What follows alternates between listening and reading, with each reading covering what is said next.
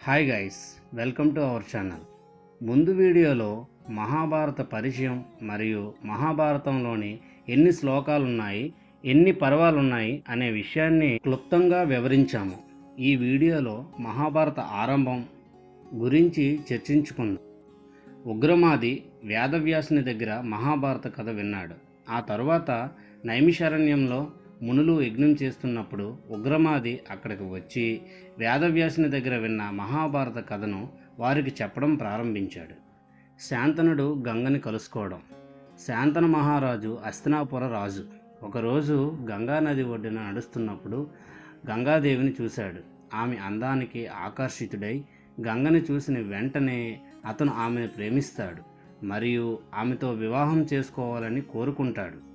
అందుకు గంగ కూడా శాంతనుడికి సంతోషంగా అంగీకరిస్తుంది. కానీ ఒక షరతు పెట్టింది.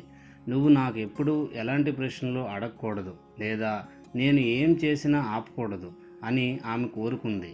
ప్రేమతో శాంతనుడు ఆ షరతును అంగీకరించి గంగని పెళ్లి చేసుకుంటాడు.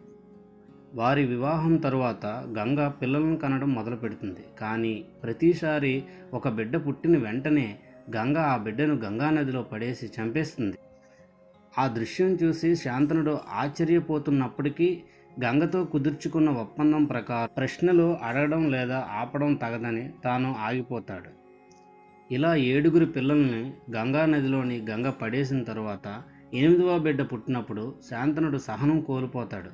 అతను గంగను ఆపి, నువ్వు ఈ పని ఎందుకు చేస్తున్నావు అని అడుగుతాడు. శాంతనుడు ప్రశ్నించగానే గంగ అతనికి నిజాన్ని చెబుతుంది. ఆ పిల్లలు ఎవరో సాధారణ పిల్లలు కాదని, వారంతా దేవతల వసువులని, ఒక శాపం వల్ల భూమిపై పుట్టాల్సి వచ్చింది.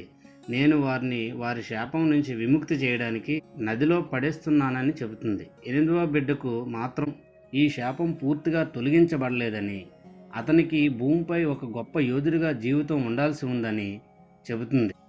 ఆ 8వ బిడ్డ దేవవ్రతుడు అనగా భీష్ముడు. తరువాత గంగ భీష్ముడిని స్వయంగా పెంచడానికి తీసుకుపోయి అతను యవ్వనంలోకి రాగానే శాంతన మహారాజు వద్దకు తిరిగి పంపిస్తుంది. ఈ విధంగా శాంతనుడు గంగ వివాహం మరియు భీష్మ జననం జరిగింది.